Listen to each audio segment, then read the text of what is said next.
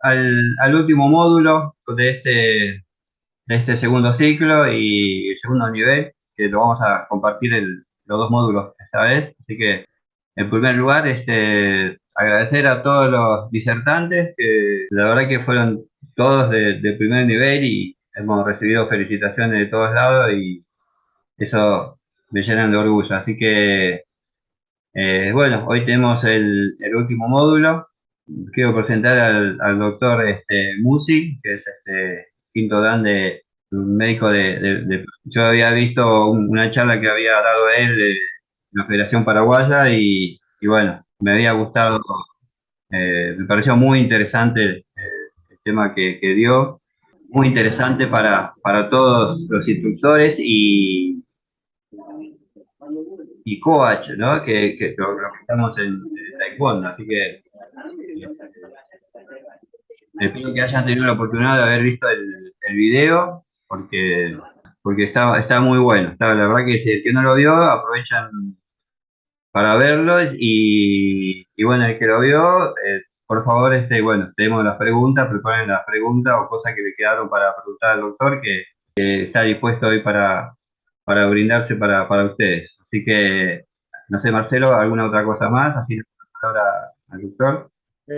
No, un poco en el mismo sentido, agradecer a todos. Sé que es unas fechas bastante complicadas y en el cierre también tuvimos que sumar lo del Mundial, que afortunadamente ganamos en Argentina, pero bueno, eso hizo que tuvamos que reacomodar fechas y tomar algunas decisiones que no estaban previstas.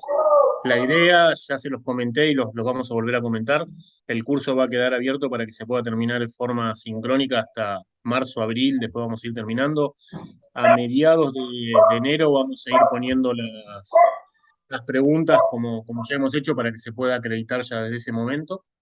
Y de todas maneras, bueno, esto, si hay alguna consulta al final lo decimos y después igual se les va a ir compartiendo por los grupos y por el campus toda la información de cómo íbamos a irlo acomodando. Y queda también a disposición lo que necesiten para poderlo acomodar lo que haga falta. La parte de tutoriales, todo lo que pidan, lo vamos a ir sumando y los foros de todos los módulos van a quedar abiertos hasta abril, por ahí con un poco de paciencia porque va a haber que avisarle a los disertantes cuando vengan las preguntas para que ingresen, los vean y demás, pero van a quedar todos los foros abiertos para que se pueda utilizar en los dos niveles del curso, todos los módulos abiertos hasta marzo, abril, en los primeros días de abril seguro. Igual de cualquier manera, si alguien necesita más tiempo, también le va a quedar habilitado. Creo que con esto estamos. No sé si Algardo quiere decir algo también. Del módulo, del nivel uno vamos a subir las clases sincrónicas de la primera edición que se hicieron en tiempo, tanto del módulo 7 y 8 que son los que tendrían que estar hoy y que decidimos sumar a los cursantes del nivel uno a este nivel, van a quedar subidos en el campus, y también lo del 5 y 6 que son los que hicieron el maestro Ariel y Guille, los últimos Zoom que tuvimos del nivel uno vamos a subir las que se hicieron en la primera edición, que tuvieron otra dinámica y también les va a servir. De todas maneras, si alguien necesita cualquier duda, cualquier cosa que tengan, como siempre estamos a disposición y nos consultan y lo sumamos.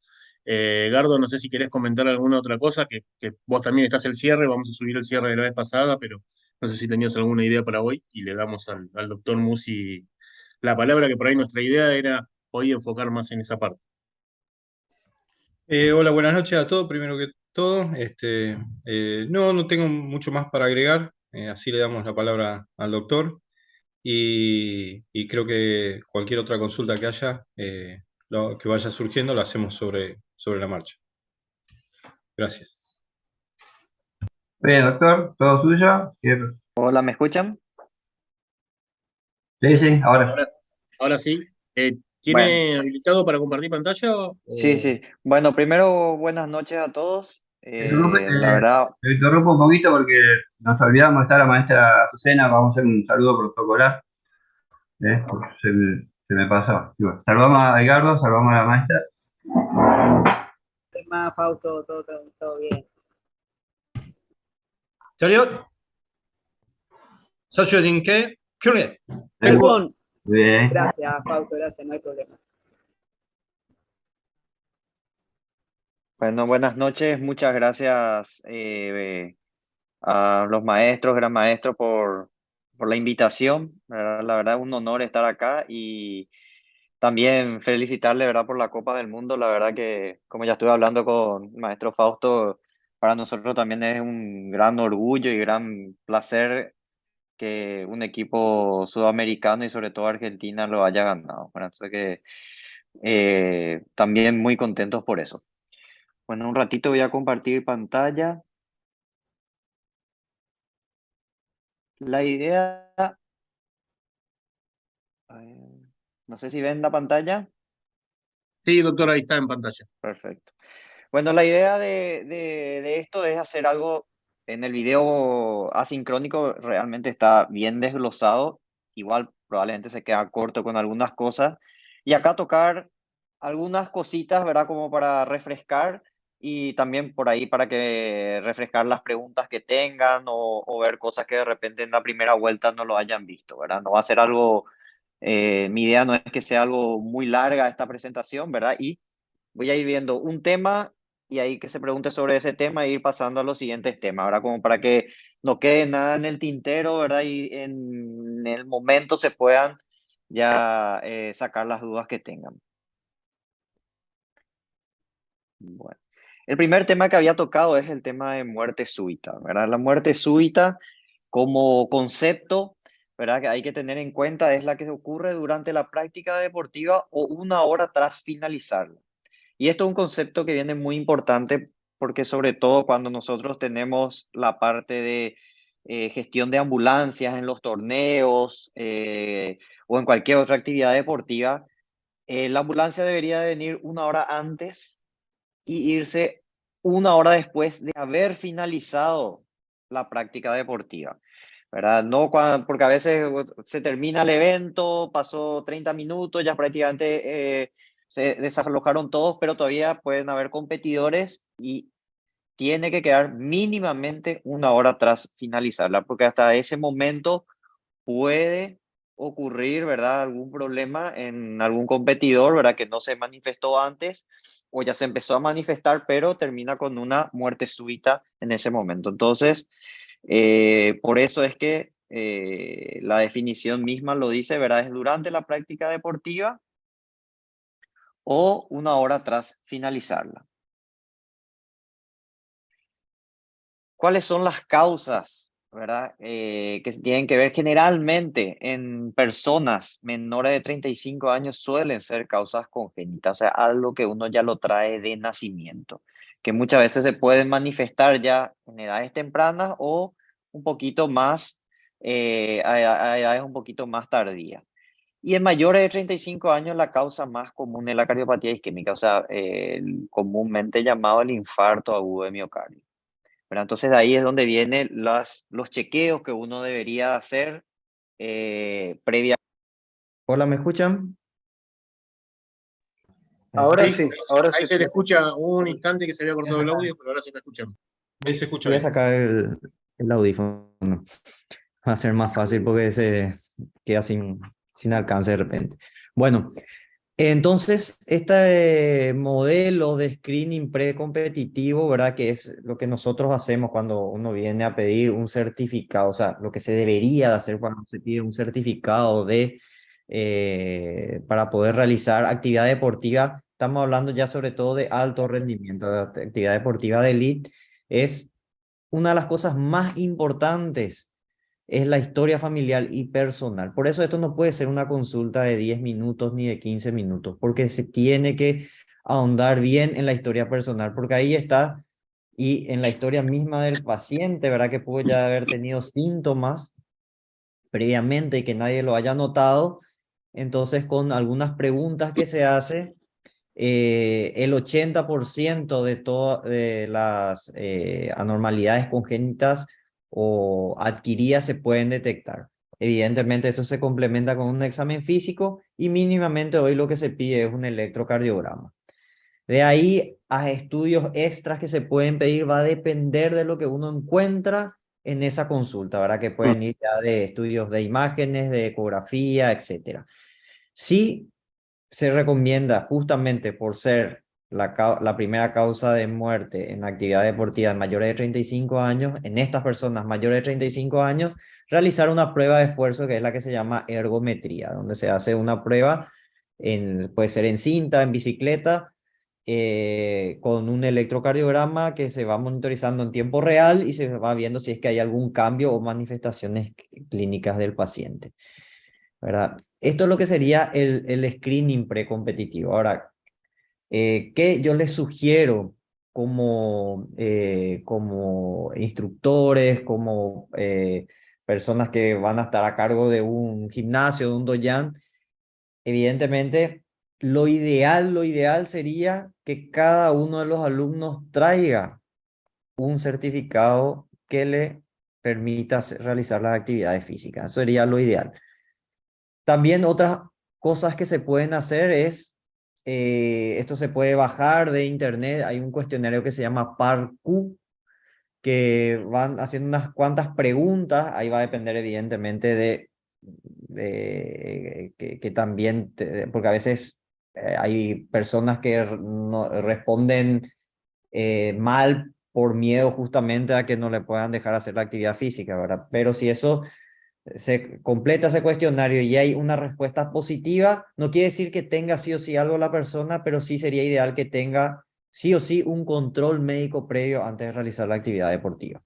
Entonces, mínimamente con eso, si es que usted le dan ese cuestionario, responde una pregunta en positivo, le digan, necesitamos, por favor, que tenga un certificado médico que me avale que puede realizar la actividad deportiva, ¿verdad? Inclusive están los modelos, ¿verdad? Va a depender un poco de las leyes que haya en cada país, ¿verdad? De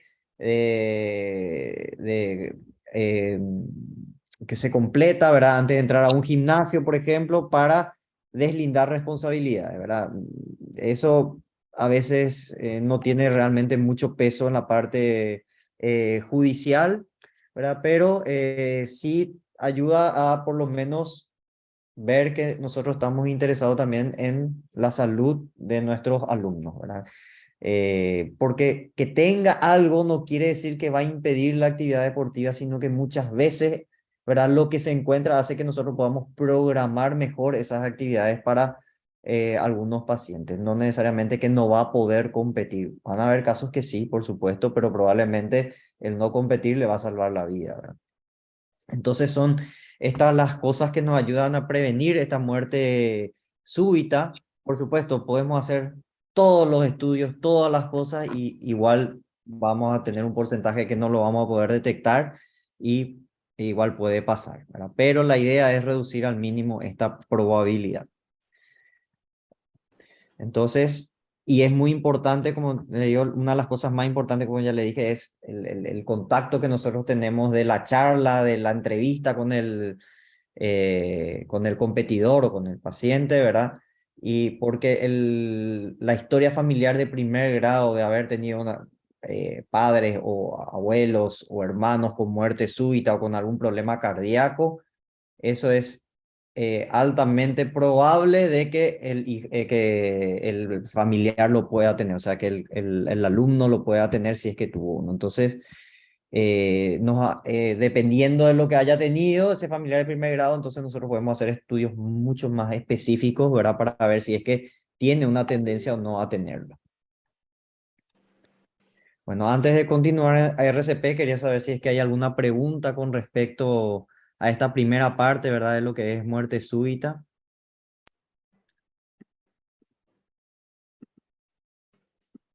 El formulario que dice, doctor, usted, ¿esto lo puede poner en el chat para ver si a alguno le Sí, sí, sí. interesa, o si A ver, está en algún ahí lado? le escribo. Después lo puedo mandar, pero el cuestionario es el PAR. Ahí les pongo. Ahí está. Hay varios, este es uno de ellos, ¿verdad? Hay varios.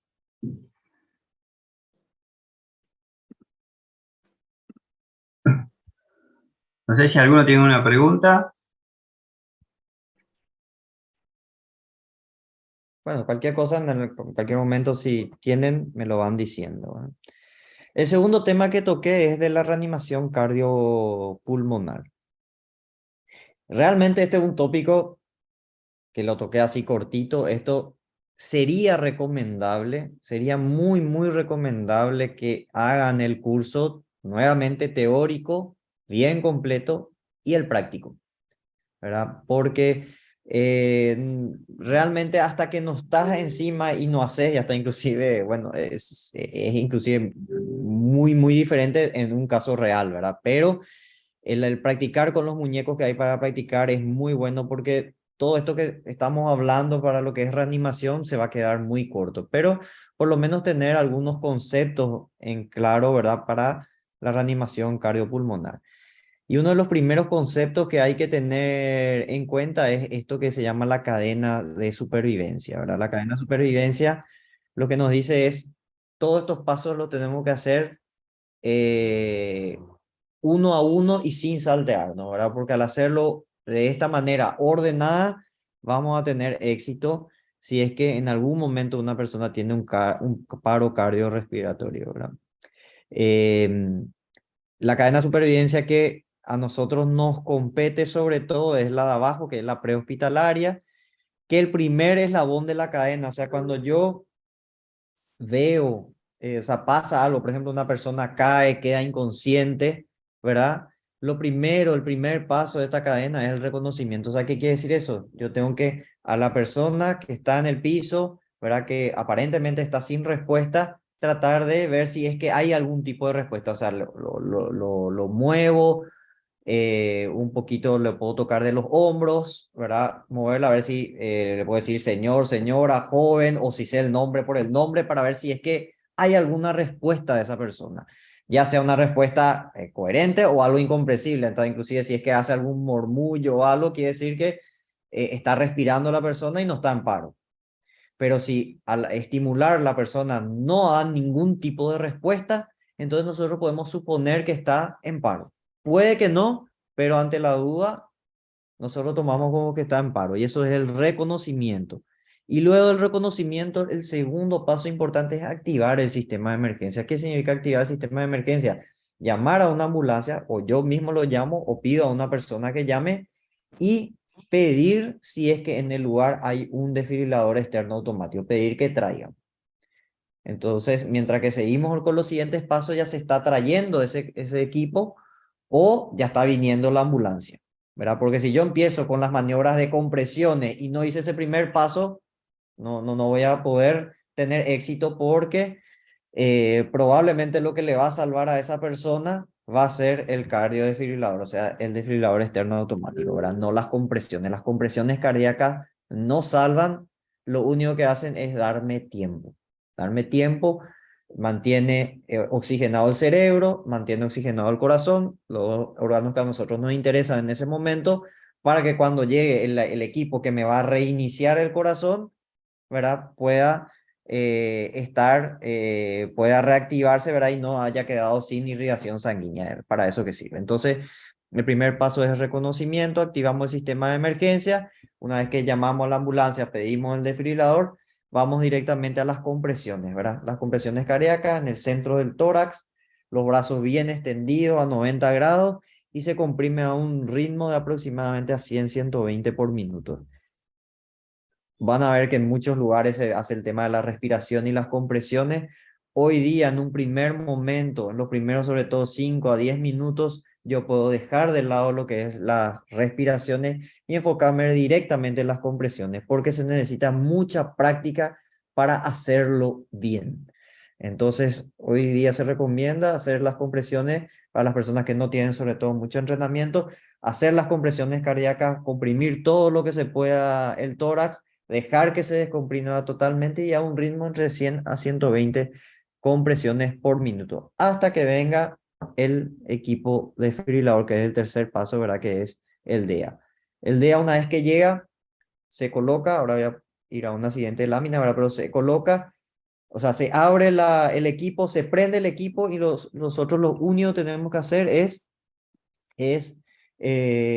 seguir las instrucciones. Van a ver en el video que ya quedó en la clase, ¿verdad? Hay un ejemplo de cómo utilizar Very el good. DEA y sería bueno que lo miren. Very good. Ahí están todos los You pasos. should include this in what you're going to send to the Y ya el siguiente paso ya no nos compete ya a nosotros, ya es cuando llega la ambulancia y ellos se hacen cargo y van al hospital, ¿verdad? Pero estos primeros pasos, entonces, reconocimiento, activar el sistema de emergencia, hacer las compresiones hasta que llegue el desfibrilador y el desfibrilador ya nos va a empezar a hablar, a decir todas las cosas que tenemos que hacer, en qué momento comprimir, si estamos comprimiendo bien, si es que hay que hacer una desfibrilación, ya nos va a decir completamente todo. Y esto es porque el tema de, justamente ahora estuvimos hablando previamente a esta charla, ¿verdad? De por qué sería ideal tener un desfibrilador en cada gimnasio, en cada lugar donde se hace una actividad deportiva, en todos los lugares de concurrencia masiva. Porque si nosotros tenemos, en este caso de acá abajo, donde la persona tiene la arritmia cardíaca y no se hace nada, ni reanimación, ni las compresiones, ni el desfibrilador, la supervivencia es del 0%. Si nosotros hacemos las compresiones, que como dije nos da tiempo porque oxigena el cerebro y el corazón, pero hacemos la desfibrilación pasando los 10 minutos, la supervivencia es bajísima, 2 a 8%. Si hacemos una desfibrilación que se llama tardía después de los 5 minutos, a partir de los 5 o 6 minutos, también nuestra supervivencia sigue siendo baja. Y hoy día con los equipos modernos, ¿verdad? Pues esto ya es una gráfica un poquito más vieja, ¿verdad? Que nosotros hacemos una desfibrilación precoz y la desfibrilación precoz y la mejor de todas es la que hacemos antes de los 5 minutos. Ya llega inclusive a una supervivencia del 80%. Entonces, para que nosotros tengamos éxito en esta reanimación, se tiene que hacer esa desfibrilación antes de los 5 minutos. Pasando los 5 minutos, la supervivencia cae drásticamente. Pero entonces, si nosotros no tenemos el equipo, acá vemos cómo la supervivencia, si hacemos una desfibrilación dentro del primer minuto, casi a un 90% llegamos. Y cae exponencialmente por cada minuto que pasa. Y pasando los 9, 10 minutos, la supervivencia es prácticamente nula. ¿Hay casos de que salieron igual? Sí, hay casos, pero es la gran minoría. Entonces es importantísimo, ¿verdad? De que si es posible, tener el equipo ahí. Porque que me traiga la ambulancia después de 15 minutos, después de 20 minutos y después de 30 minutos ya no me sirve prácticamente de nada. Por más que le haya hecho las compresiones. Igual lo vamos a colocar y vamos a probar. Pero las chances son bajas. Y otra cosa también importante, pasando los 10 minutos, ya la oxigenación cerebral, inclusive dando con respiraciones, baja muchísimo, ¿verdad? Y de repente podemos llegar a salvar al paciente del corazón, pero seguro va a quedar con una secuela neurológica, ¿verdad? Entonces, ya pasando los 10 minutos, es muy difícil, ¿sí? Sí, hay una mano levantada, si le parece, le damos la Sí, palabra. sí, sí. Yo no estoy viendo, nomás ustedes me avisan porque yo estoy con Sí, sí, la... yo cualquier cosa interrumpo y Perfecto, sin problema. Hola, buenas noches a todos. ¿Cómo les va? Perdón que haga una consulta en el medio de la disertación. Oh, mejor así. Buenísimo, buenísimo. Le hago una consulta, porque desconozco, de ignorante pregunto. En el caso de usar un desfibrilador, ¿existe la posibilidad que se pueda generar algún daño en el paciente? Por ejemplo, por no saber usarlo, por el voltaje.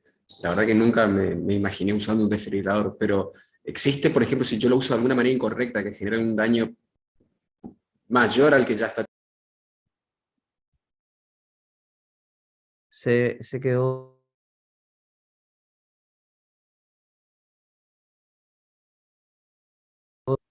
¿Se me escucha? Ahora sí. Ahora sí. Hola, hola. Ahí sí. Sí, No, sí, sí. preguntaba, perdón, mi conexión es un poquito ¿No endeble. alcanzó? Si el uso incorrecto del desfibrilador puede generar algún tipo de daño en el paciente. Bueno, la respuesta es sí, pero cuando se utiliza un desfibrilador manual, porque ahí nosotros tenemos que colocar el voltaje, tenemos que detectar el ritmo, tenemos que saber si es que se va a desfibrilar o no. Entonces, sí, porque si yo desfibrilo a una persona que tiene un ritmo normal, puedo pasarle justamente a una arritmia cardíaca. La ventaja es justamente el DEA, que es el desfibrilador externo automático, que lo hace todo automático. El equipo reconoce si es que se tiene que tirar o no una descarga. Si no se tiene que tirar una descarga, el aparato dice descarga no recomendada, continúe con la RCP. Y si es que necesita la descarga, va a decir descarga recomendada, pulse el botón de descarga. Y tiene ya preestablecida la cantidad de voltaje que tiene que, todo ya hace automático, todo hace solo. O sea, con el DEA no hay forma. Perfecto, perfecto. Excelente, agradecido, agradecido. La verdad que no conocía la diferencia. Sí, es la misma pregunta que teníamos con Marcelo justo antes que entrara usted, doctor. Pero yo hice el curso así y de hecho por eso es automático, ¿no? Sí, es automático. Realmente son, y los equipos de hoy día son fenomenales, ¿verdad? Porque no todos, pero la gran mayoría te dice si es que la profundidad está bien, si la frecuencia te da el ritmo, te va dando como un metrónomo que te va diciendo tac, tac, tac, los momentos que tengo que hacer las compresiones, te va diciendo, bueno, ahora haga ventilación si es que está programado para eso. Y no solamente eso, que prácticamente la mayoría de estos equipos graba todo lo que pasa.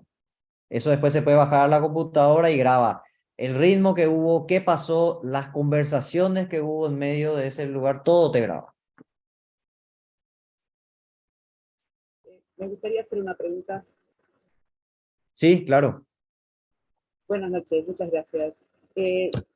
Lo que me gustaría saber con un poquito más de certeza es cómo reconozco, más allá de que no entendí bien si usted había dicho algo así como que si la persona no tiene ningún tipo de reacción cuando vemos que se cae o se desvanece o algo así, cómo reconocer verdaderamente que puede estar en un paro. Simplemente si, a un ejemplo, levanta la mano, se le cae, no tiene ninguna reacción de nada, ahí tengo que suponer que hay un posible paro o cómo, a ver si interpreté bien.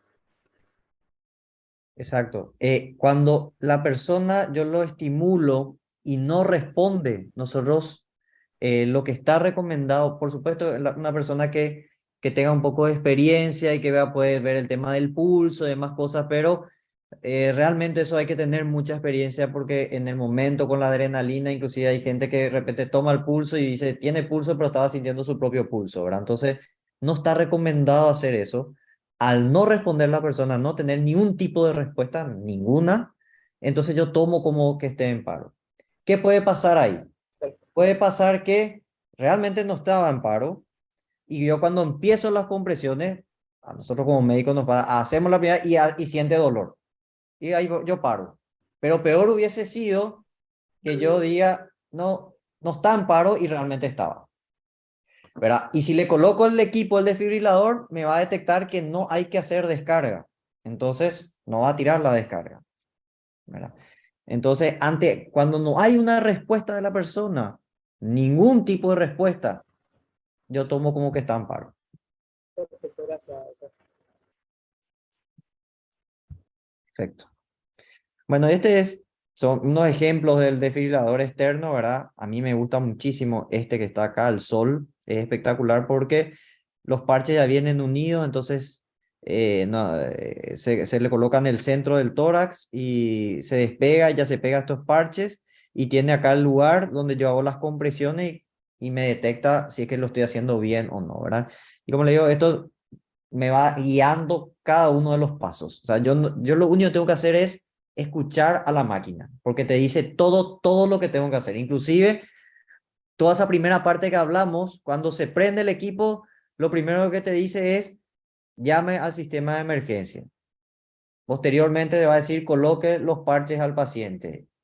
Y una vez que se colocan los parches, en un siguiente momento va a decir, no toque al paciente controlando el ritmo. Entonces ahí nadie tiene que tocarle al paciente. ¿Por qué? Porque si le toco puede detectar el ritmo nuestro y decir que tiene un tipo de ritmo. Entonces no se le toca, en ese momento se deja todo quieto, no se le toca al paciente y ahí va a tener dos cosas que le va a decir el equipo. Descarga recomendada, pulse el botón, que es el botón este central de acá, o le va a decir descarga no recomendada, continúe con la reanimación. Y a los 2 minutos, porque cada ciclo es 2 minutos, va a volver a chequear y va a volver a decir no toque al paciente chequeando el ritmo. ¿Verdad? Es cuestión de escuchar al equipo. Por eso es que, por más que realmente parece muy sencillo, sería bueno hacer el curso real, ¿verdad? Con estos equipos que son de entrenamiento, porque son de la misma manera, lo único que no tiran descarga, ¿verdad? Pero hacerlo con los muñecos y con estos equipos de entrenamiento, ¿verdad? Los parches, si no están unidos, siempre se coloca uno del lado derecho, vamos a decir del tórax del lado derecho, y el otro se coloca bien por debajo de la línea axilar al costado del paciente. Lo más separado posible los parches.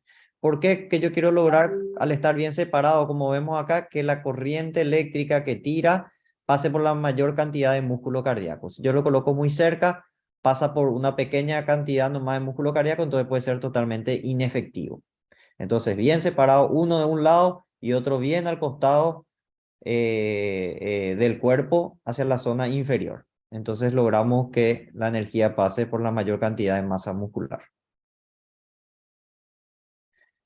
Los pasos en el DEA, esto es un resumen, es abrir y encender el equipo. Desde ahí ya lo va a guiar en todo el proceso. Colocar los parches en el paciente, mientras que no haga buen contacto, no va a pasar al siguiente paso. O sea, si yo estoy colocando los parches y el parche no está haciendo buen contacto, automáticamente el equipo va a seguir diciendo coloque bien los electrodos o coloque bien los parches hasta que esté bien. Una vez que el equipo detectó que está bien colocado, va a pasar al siguiente paso. Y ahí va a decir, luego aléjese analizando ritmo, no toque al paciente. Y estos son los dos escenarios que le dije que pueda pasar en la reanimación. ¿Alguna pregunta que tengan sobre el tema de reanimación? Como le digo, es muy complejo, es largo, realmente yo creo que hay muchas preguntas de esto, ¿verdad? No tengo problema de responderlas, pero les invito a poder hacer los cursos, ¿verdad? Que yo estoy seguro que, o sea, allá en Argentina hay por todos lados, ¿verdad? De hecho, cuando yo empecé mi estudio de medicina, lo hacía en Argentina, ¿verdad? Porque no teníamos buenos cursos todavía en Paraguay. Entonces, hay muchísimos, ¿verdad? Y generalmente la gran mayoría duran un fin de semana entero, ¿verdad? O sea, es sábado y domingo porque son varios temas y se practica y se practica y se practica. ¿Preguntas hasta acá? Doctor, ¿podría Sí. contar la anécdota que nos contó recién antes de empezar la reunión? Me pareció muy interesante. Sí, sí, bueno, le estaba comentando, realmente fue algo que me pasó ahora hace 3 semanas atrás, ¿verdad? Yo estaba en el velorio, realmente era el velorio de mi abuelo, ¿verdad? Y en un momento me llaman y me dicen que una persona se sentía mal y cuando yo llego frente a la persona cae al piso. Hago los pasos, ¿verdad? Me voy frente a la persona, le estimulo, ningún tipo de respuesta, ¿verdad? Y pido que llamen a la ambulancia y que me traigan el DEA del lugar. Para mi sorpresa no había un DEA ahí, ¿verdad? Pero yo soy una persona que hago muchas emergencias, ¿verdad? Y yo tengo un DEA en mi auto. Entonces pedí que me traigan el DEA y mientras tanto yo estaba haciendo las compresiones. Me trajeron el equipo, coloqué todo, necesito hacerle una descarga, no pasó nada en la primera descarga y tuve que hacer una segunda descarga. Y posterior a la segunda descarga, y la segunda descarga habrá sido a los 4 minutos, la primera fue antes, a los 2 minutos, la segunda fue a los 4 minutos, el paciente sale del paro. Y no solamente sale, sino que sale y se despierta, porque no suele ser muy común eso, ¿verdad?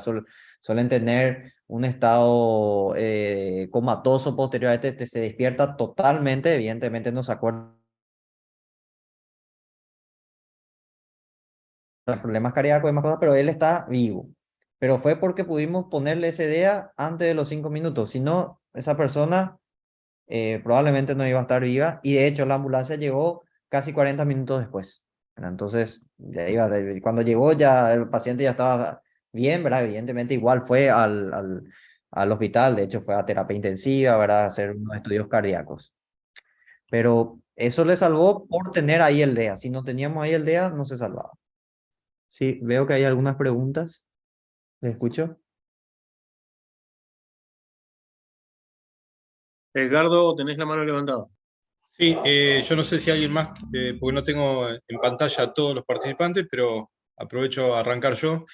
En el caso de los campeonatos mundiales, y esto lo hago a todo el grupo en general, yo no recuerdo de alguna situación de campeonatos mundiales, Copa del Mundo, Panamericanos o algún tipo de evento internacional en el que haya habido, a partir de un knockout o algo por el estilo o algo similar, una situación de este tipo, donde haya que hacer RCP o demás. Sí he visto coaches y árbitros y enfermeros o quien han asistido muy asustados, pero nunca se ha visto o no se ha sabido.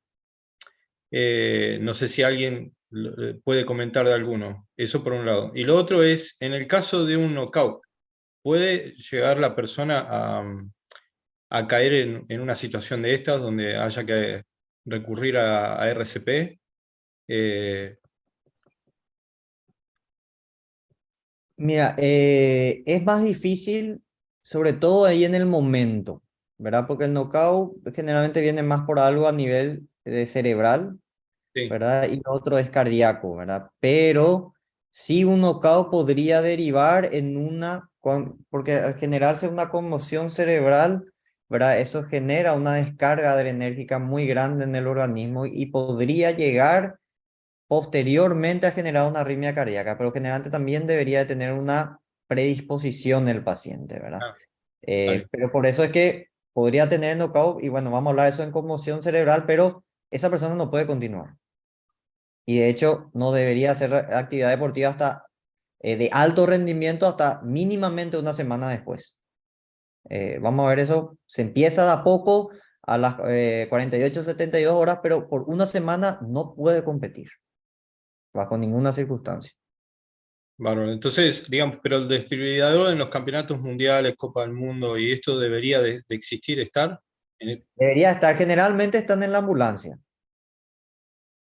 Claro, pero deberían de estar, categórico que deberían de estar. No creo que no lo tengan. Generalmente son ambulancias que deberían estar están preparadas para eso. equipadas, claro. Sí, sí. Sí, Gracias, doctor. no hay problema.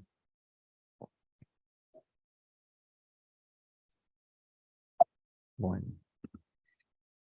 Paso al siguiente tema que son las convulsiones, ¿verdad? Esto sí nos puede tocar, ¿verdad? Podemos tener alumnos eh, que sean epilépticos, ¿verdad? O que te generen su primer cuadro convulsivo con nosotros, ¿verdad? Entonces, como dije en la clase, muchas veces es más que lo que tenemos que hacer, es lo que no tenemos que hacer, ¿verdad? Las crisis convulsivas, ¿verdad? Generalmente es un momento de mucha tensión para la gente de alrededor, por supuesto, ¿verdad? Porque generalmente las crisis convulsivas no duran más de 30 segundos, a lo sumo un minuto, pero son a veces esos 10, 15, 20 segundos que parecen eternos, ¿verdad? Y mucha gente se desespera por esa situación porque la verdad que se le ve a la persona que parece que está muy mal, inclusive se torna azul porque a veces se queda sin respirar, la verdad es que se queda sin respirar, pero esos 10 segundos, 15 segundos, 30 segundos no le va a generar ningún daño por quedarse sin respirar, ¿verdad? Se pone a estar inclusive azul y demás cosas, entonces vamos a ir viendo por qué hay cosas que no debemos hacer. Pero lo que tenemos que hacer es, sobre todo, es mantener la calma, alejar todos los objetos que puedan hacer daño, como la persona se está moviendo muchas veces, hay movimientos que a veces son muy amplios, muy aparatosos, entonces sacar cosas con las que se pueda lastimar la persona. Aflojar la ropa significa si es que, por ejemplo, tiene una corbata o tiene una bufanda, ¿verdad? Entonces eso sí sacar porque en el movimiento puede estirarse eso y sí generar un ahorcamiento. Colocar una manta o una ropa debajo de la cabeza, ¿verdad? Algo que ayude a que, como está en movimiento, para que la cabeza no esté constantemente golpeando el piso. Tomar el tiempo y posteriormente cuando pase el ciclo convulsivo, ahora se le coloca a la persona en posición lateral. ¿Por qué en posición lateral? Porque posterior al cuadro convulsivo puede haber vómitos, por ejemplo, y eso puede ir a los pulmones.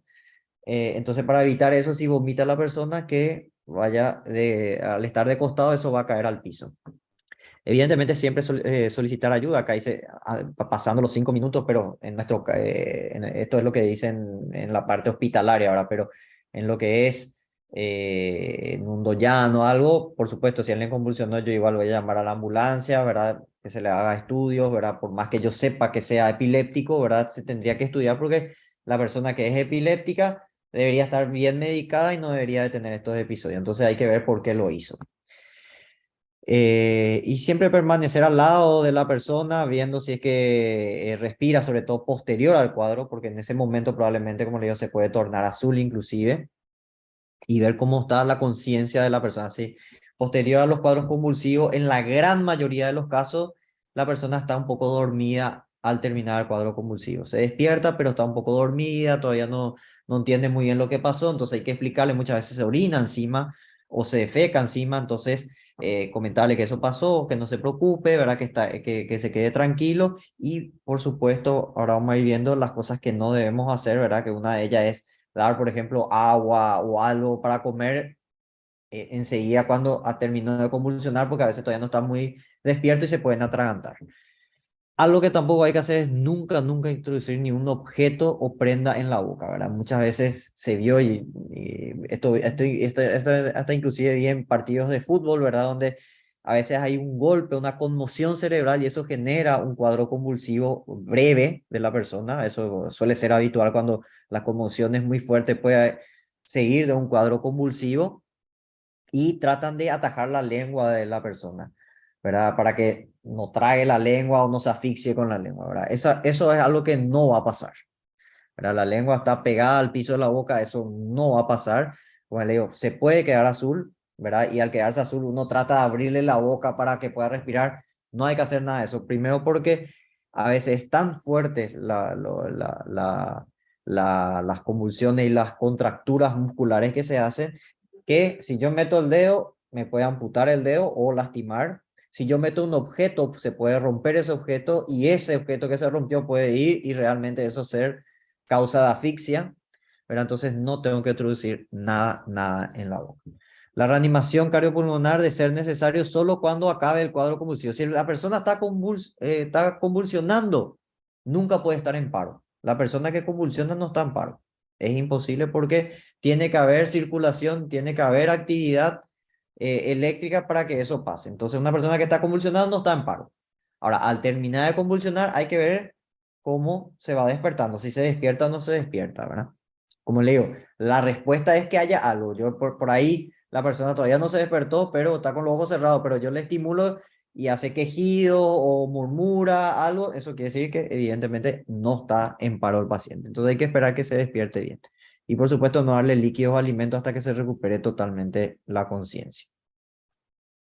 Entonces, retirar cualquier objeto que pueda dañar a la víctima, aflojar la ropa a la víctima, en especial la del cuello, colocar una cobija o ropa en la parte posterior de la cabeza, evitar las lesiones, deje que la víctima convulsione libremente. No atajarle tampoco, muchas veces vi también que le quieren atajar para que no se mueva mucho, eso le puede generar fracturas o lesiones musculares al propio paciente.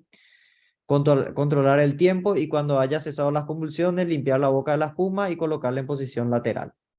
De esta forma, ¿verdad? Para que el paciente, si vomita, caiga al piso. ¿Alguna pregunta con esto?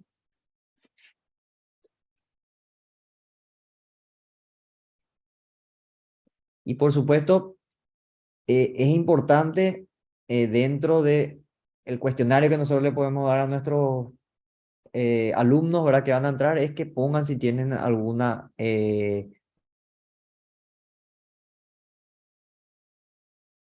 clásicos, colocar como para que puedan marcar, porque, o sea, poner, por ejemplo, epilepsia, asma, diabetes, problemas cardíacos, ¿verdad?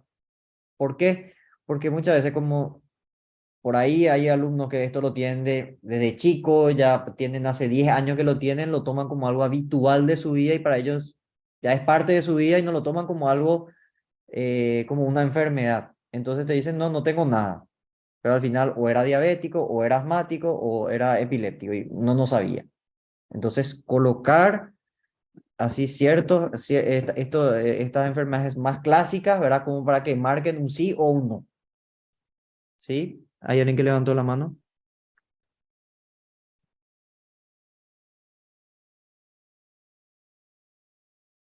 Sí, de vuelta yo. Consulto, ¿existe la Sí. posibilidad que pueda tener durante la convulsión vomite? Le escuché entrecortado, perdón. Sí, Sí, durante se las Perdón, cortó. convulsiones puede tener qué cosa. ¿puede ser que tenga vómitos mientras que convulsiona? No, cuando convulsiona no va a vomitar, sí puede tener espuma en la boca, se puede generar espuma, pero no va a vomitar mientras que convulsiona. Ahora, al cesar las convulsiones sí puede vomitar. Sí, Muchas gracias. sí, les escucho. Hola, ¿cómo te van? Buenas noches.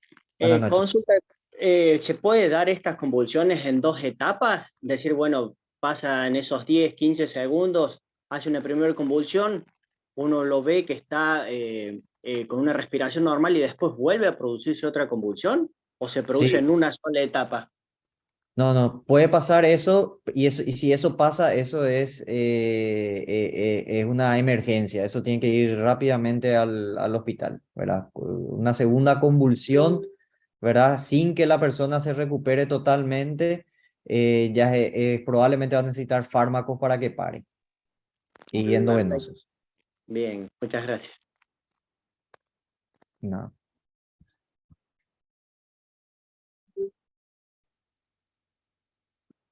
Ok. Paso al siguiente tema, ¿verdad? Que es el atragantamiento, ¿verdad? Hago una Sí, consulta. sí, sí, la que Hace quieran. muy poco en un torneo yo estaba arbitrando, tuve uno de los competidores que tuvo una convulsión. Sí. Eh, Todo el procedimiento, justo afortunadamente estaban los médicos porque eran las dos últimas luchas que quedaban. Se dio muy de casualidad que fue una patada a la cabeza. Como estaba la doctora y noté que le faltaba la respiración, la hice que lo atienda, que lo revise, que lo vea, le dijo que podía continuar y en el momento como que notó que iba a convulsionar o algo, pues eh, advirtió que se le trabó la boca, una cosa por el estilo, y empezó a convulsionar. Lo que me llamó la atención, porque la atención de los médicos fue de manual casi todo, excepto que cuando lo terminó de convulsionar, lo pusieron a la camilla y lo llevaron boca arriba. ¿Eso es normal cuando están durante la atención? ¿O la posición de seguridad es para esperar o en el traslado y eso Sí, también la debería posición venir de seguridad incorporado? es para esperar. Bueno, lo que pasa es el tema del traslado en la camilla se pone en esa posición por un tema de seguridad para el paciente, ¿verdad? Sí, hay una posibilidad que vomite.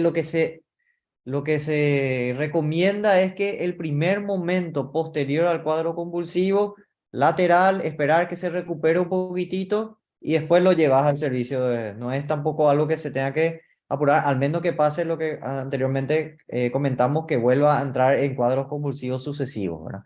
Si Sí, yo no, di por hecho igual, la estaban controlando, le dieron oxígeno claro, inclusive, en ningún momento lo pusieron en posición lateral, que por ahí fue lo que me llamó la atención, que fue lo único de todo el procedimiento que tengo que no lo hizo, obviamente como eran los médicos, y ya te digo, actuaron no, perfectamente, le dieron claro. oxígeno, lo pusieron en camilla, siempre lo tuvieron boca arriba, y lo hablé con una de mis alumnas que estaba ahí, que también le llamó eso la atención, pero bueno, supuse que estaba bien el procedimiento, porque todo lo demás, y aparte de hecho resultó todo bien, después me comuniqué con la instructora y estaba perfecto, le habían dado el alta y todo, salió todo bien. Pero bueno, me llamó la atención eso y como recién acá también estaba la de la posición lateral, por eso la consulta. Claro, y ahí lo que es muchas veces para el traslado es muy difícil trasladarla en posición lateral, se pone en esa posición porque es la más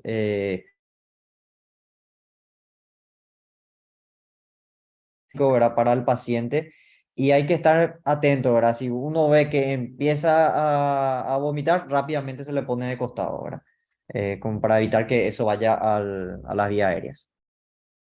Y eso es cuando la persona todavía no está bien despierta, porque una persona que está bien despierta va a sentir esa gana de vomitar y automáticamente va a hacer ese movimiento de costado, ¿verdad? Así es. Bueno, el otro tema, atragantamiento, ¿verdad? Este tema de atragantamiento, ¿verdad? Que puede pasar a cualquiera, ¿verdad? Generalmente se dan momentos, evidentemente, de comida, ¿verdad? Y es importante manejar esta maniobra. Esto es algo que se puede practicar también con equipos, ¿verdad? Para practicar, pero cosas que hay que saber. La señal universal de que alguien se está ahogando es o que se está atragantando esa garraca. Es algo increíble, eso se vio y se estudió. La persona que empieza a tener o lleva la mano al pecho o al cuello automáticamente, ¿verdad? Y acá hay que saber algo, si la persona está emitiendo algún tipo de sonido, ¿verdad?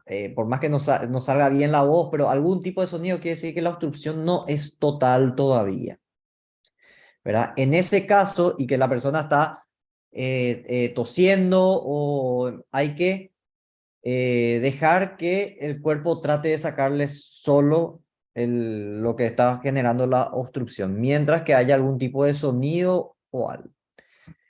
Se ve mucho que se golpea en la espalda. La verdad que el golpe en la espalda puede ayudar, pero a la persona lo tenemos que poner un poco de frente. Si la persona está erguida y nosotros golpeamos la espalda, lo que podemos lograr es que se obstruya totalmente las vías aéreas. Entonces, ese golpe en la espalda no hay que hacer, al menos que la persona esté un poco inclinada hacia adelante. Entonces sí podemos ayudar con unos golpecitos en la espalda, o directamente dejar que el propio paciente, con movimientos tanto respiratorios, ¿verdad? Y de la zona del cuello, va a tratar de sacar eso. Si no lo puede sacar, uno se va a dar cuenta porque ya no emite más ningún tipo de sonido, y ahí es donde nosotros hacemos la maniobra de Heimlich, ¿verdad? ¿Cómo serían los pasos? Es situarse de pie o arrodillado detrás de la víctima del paciente, ¿verdad? Le rodeamos al cuerpo, donde un puño cerramos, ponemos el dedo, metemos el dedo pulgar adentro, y esta parte del puño colocamos en la boca del estómago. Y la otra mano de frente, ¿verdad? Como para, ¿vieron acá? Está acá el puño colocado en la boca del estómago, la otra agarra a la mano y se hace un movimiento fuerte de adelante hacia atrás y un poco de abajo hacia arriba. Es un movimiento de esta manera. Y bien fuerte. Sí, no hay que tener miedo, hay que hacerlo fuerte porque si no, no ayuda. Y esto se hace rítmicamente una y otra vez hasta que expulse la persona el material. Por supuesto que si pasa el tiempo y no se expulsa, el paciente va a quedar sin oxígeno y va a entrar en paro respiratorio. Entonces ahí se la acuesta a la persona y se hacen las maniobras habituales de reanimación. Esto es el movimiento que se hace. Se coloca de esta manera, la otra mano apoyando, y se hace un movimiento bien brusco hacia nosotros y un poco hacia arriba para tratar de expulsar el material que está en esa zona. ¿Alguna pregunta con esto?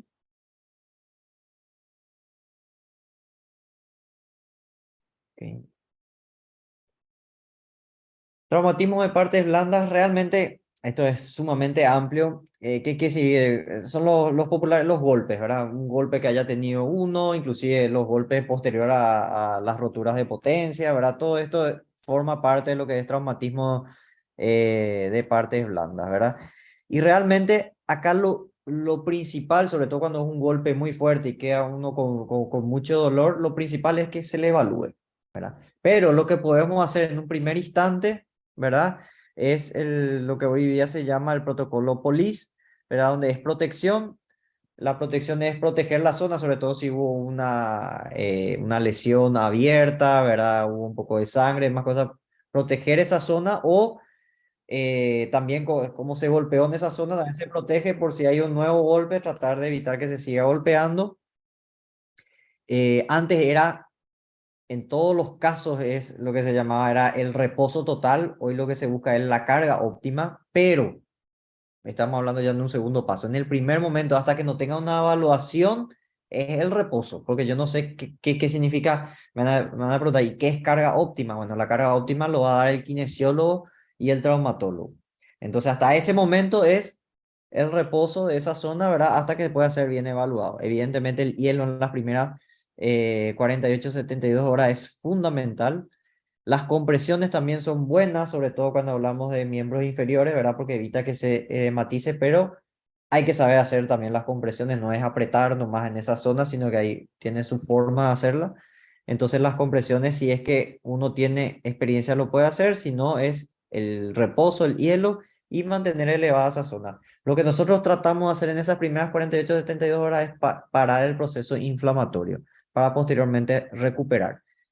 Por supuesto, no estoy hablando de algo, un golpe leve donde se genera un pequeño dolor. Bueno, ahí con un poco de hielo, evidentemente parar ahí lo que se está haciendo, ¿verdad? Para no seguir lesionando esa zona y ir viendo a las 24, 48 horas, evidentemente, si continúa el dolor, no pasa o va en aumento, entonces sí, la consulta tiene que ser lo antes posible.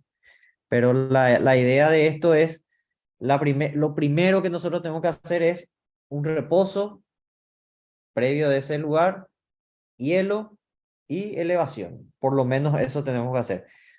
Sí, se aconseja también si uno tiene a disposición, ¿verdad? Y no tiene ningún tipo de alergia, tomar algún tipo de analgésico, como también disminuir el dolor y la inflamación que hay. Por supuesto que para todos los golpes hay diferentes niveles y grados de lesiones que pueden haber, entonces se debería tener una consulta, ¿verdad? Con el especialista para poder realmente determinar qué hacer, si es que necesita más tiempo de reposo, si es que necesita ya empezar con algún tipo de fisioterapia, o ya puede ir directamente eh, a la actividad deportiva nuevamente. ¿Alguna pregunta con esto?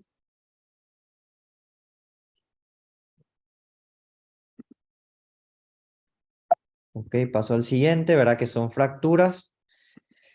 Las fracturas tenemos dos tipos, ¿verdad? Tenemos las fracturas cerradas y las fracturas abiertas. Las fracturas abiertas no necesariamente yo tengo que ver el hueso. Si hay una fractura o una sospecha de fractura y hay herida, no importa que yo no vea el hueso, eso es fractura abierta. ¿Y cuál es la diferencia? La diferencia es que la fractura abierta es una emergencia. Es una persona que debe entrar a quirófano para hacer una limpieza para evitar infecciones posteriores. Eso sí o sí se tiene que hacer en el momento. O sea, en el momento, 1 hora, 2 horas después, 3 horas después, pero no más de eso. Hay que limpiar esa zona, entonces esa es la diferencia. ¿Qué nosotros podemos hacer si es que sospechamos una fractura o es evidente una fractura en el paciente, ¿verdad? Es nada más que inmovilizar.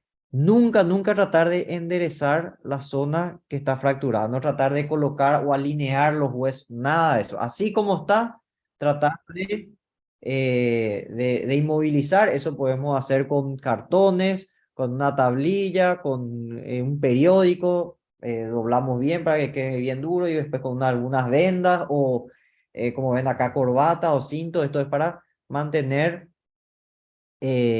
inmovilizada esa zona. ¿Y cómo se inmoviliza? Yo tengo una fractura, por ejemplo, acá en esta zona del antebrazo, la inmovilización tiene que ir de articulación a articulación, o sea, tiene que ir por arriba de la muñeca y por arriba del codo. Ambas articulaciones tienen que estar bloqueadas para que no se pueda mover y evidentemente llevar a un centro asistencial. Si hay una lesión, aparte de la fractura, entonces, lo que se puede hacer en esa zona lesionada es o derramar un poco de suero o agua, ¿verdad? Nada de frotar ni nada, dejar que corra eso y tapar con una gasa limpia, ¿verdad? Y si no tenemos agua ni suero, entonces ponemos una gasa limpia, tapamos esa zona para que no esté en contacto con el aire y inmovilizamos la zona y vamos directo al centro asistencial. O si viene la ambulancia, bueno, lo llevará la ambulancia. Pero eso es lo que hay que hacer y nunca tratar de alinear esa fractura, ¿verdad? Porque podemos lesionar más a la persona. ¿Alguna pregunta sobre esto?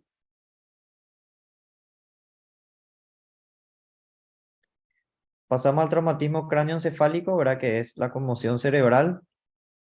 Sí.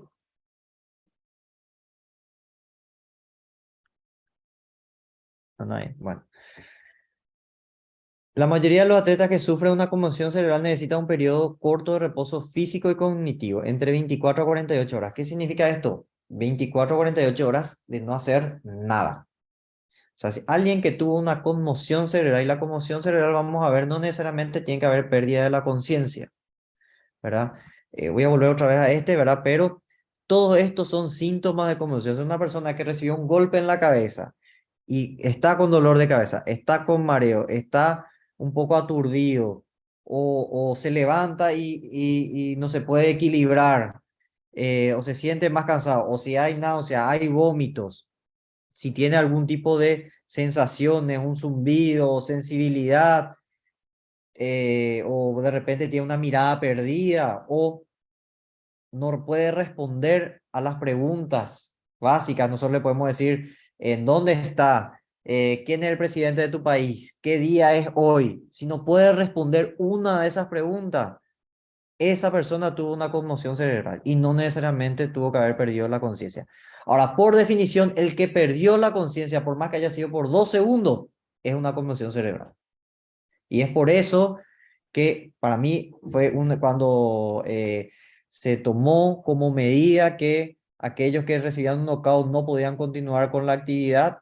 Para mí fue una de las mejores decisiones que se pudieron haber tomado, porque ahí se pueden evitar muchísimas lesiones en el deportista, ¿verdad? Porque a veces uno cae, se levanta, está un poquito, pues ya está enseguida aparentemente bien.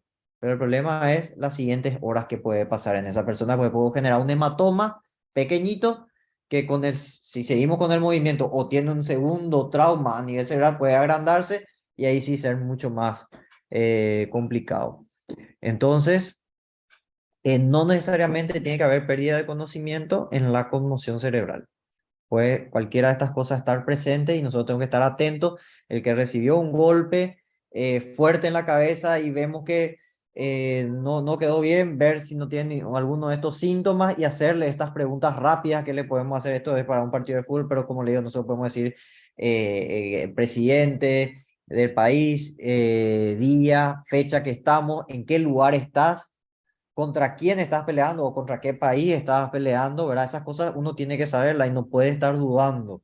Si lo está dudando, hay una conmoción cerebral, aunque sea leve, la hay, ¿verdad? Entonces, en todos esos casos, la persona, primero, no se puede quedar sola durante las primeras 24 horas, siempre tiene que estar acompañada de alguien, ¿verdad? No debe consumir alcohol, no debe manejar ningún tipo de vehículo porque puede o perder la conciencia o generar cuadros convulsivos, ¿verdad? Y tiene que haber un reposo total del cuerpo y del cerebro. Eso significa no hacer actividad física y tampoco no hacer actividad cognitiva. ¿Qué significa? El tema de estar mirando tele, videojuegos, ¿verdad? Tiene que ser un reposo total 24 a 48 horas y posterior a eso se hace una vuelta gradual, que generalmente la vuelta a la actividad total y completa se da a una semana en los adultos y en los niños y jóvenes a partir de las 2 semanas.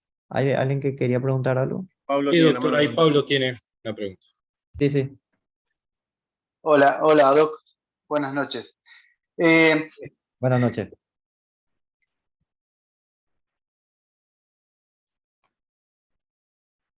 Tengo un caso, ¿se escucha bien ahí? Ahora sí, ahora Cortó sí. un momento, Pablo, así que Sí. si habías dicho algo, no Se salió. ve que hay, no dice nada. Se queda a ver mala con eso.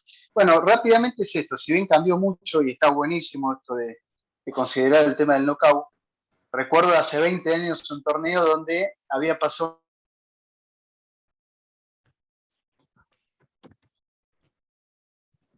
una situación así, que claro, se le pregunta conmoción cerebral, pero ahí Yo escucho entrecortado, no sé si yo nomás o... un poco conectándole.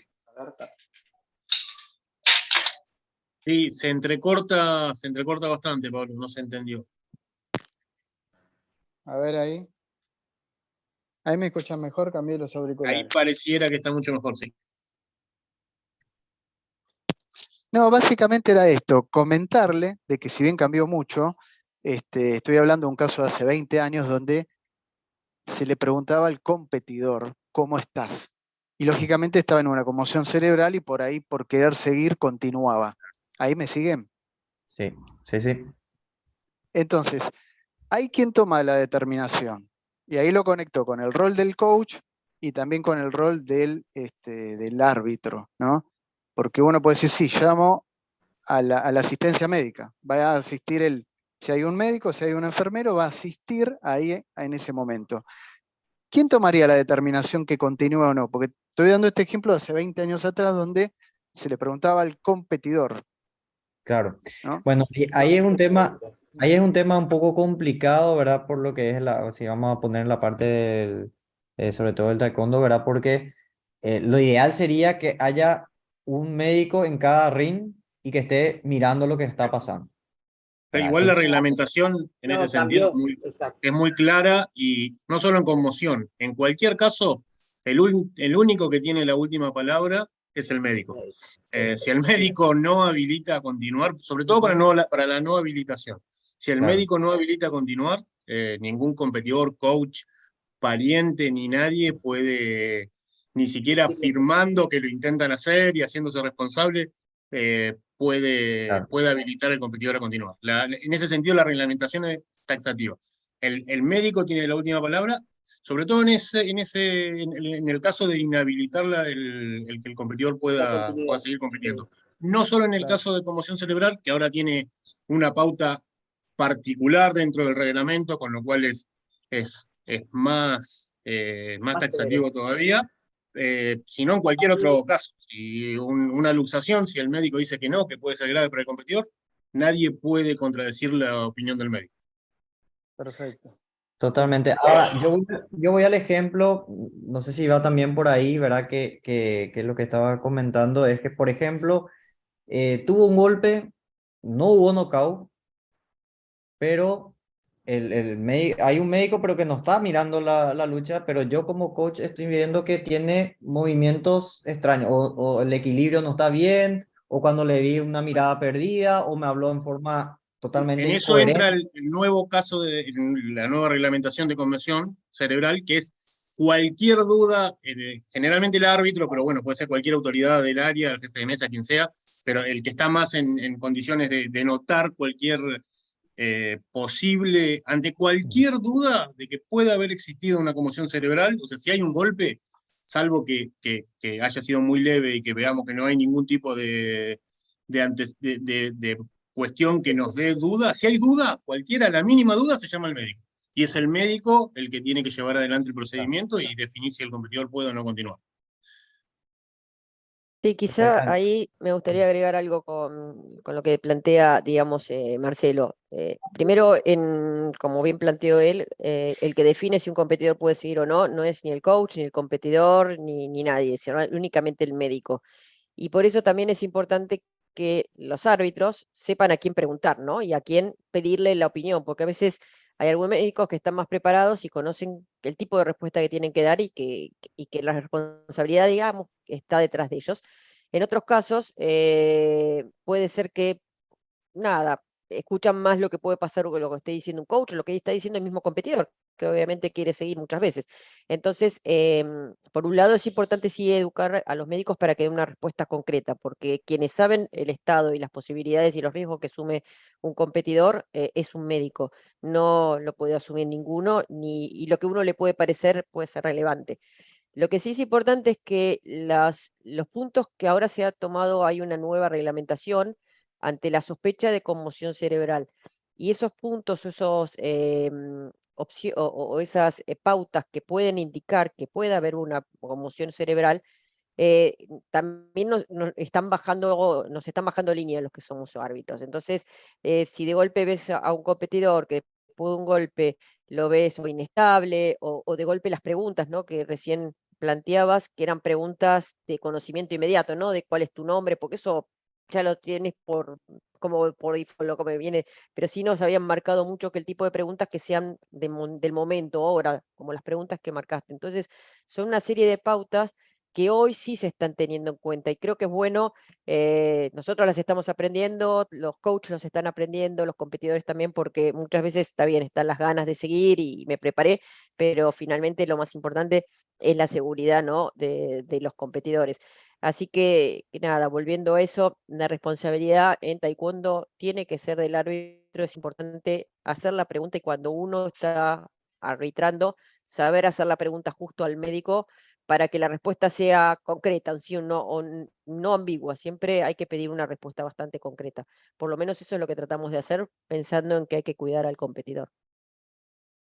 Después, Exacto. también agregando un poco lo que dice, perdón la interrupción, pero sumando un poco lo que dice Flor, hay que tener en cuenta que depende del tipo de torneo también los niveles de comprensión de los médicos que asisten y demás varía un montón. Y después hay otra cuestión y es que estas bajadas de línea que vienen desde la ITF llevan un tiempo en llegar a los torneos de menor relevancia que tienen cierta inercia en costumbres anteriores, pero generalmente con el tiempo vuelven a llevar. Y otra cosa bastante importante es explicarle a los médicos que son los que tienen la última palabra, qué es lo que tienen que hacer y de qué se trata, porque por ahí en torneos de cierta relevancia los médicos saben y saben a qué van. En otros torneos uno lo tiene más como de contención y el médico mismo no sabe qué es lo que tiene que hacer, pero si se les explica, funciona. Y bueno, y después, bueno, todo lleva un tiempo y esto va como una oleada, ¿no? Sí, a nivel internacional funciona de la forma en la que lo dijimos con Flor,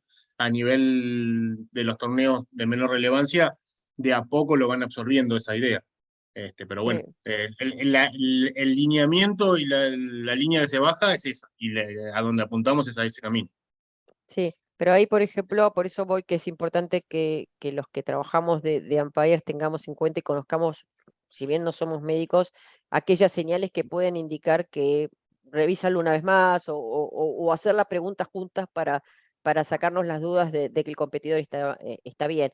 Igualmente, esto es también muchas veces una mirada en un minuto con un coach, te das cuenta si la persona está bien, porque quien más conoce al competidor es el coach. Entonces, no es que el coach quiere que siga peleando porque sí, si el coach no lo ve bien, también no va a querer que siga peleando. Entonces, a veces el competidor quiere seguir, pero sabe que el mismo coach no lo ve bien y todo hace que fluya. Pero sí es importante tomar conciencia de estos signos que quizá ahora sabiéndolos nos pueden por lo menos indicar de que te deberíamos tener cuidado si por ahí algún caso que se ve como un signo menor, ¿no? O algo que por ahí antes no nos llamaba tanto la atención, que no es que, bueno, cayó y se desplomó solamente, sino que empiezan a aparecer algunos otros indicios de que puede haber sido un golpe un poquito más allá de lo que debió haber sido. Entonces yo creo que es interesante que esta discusión se empiece a dar en términos de, obviamente, como siempre, ¿no? Cuidar el estado físico del competidor.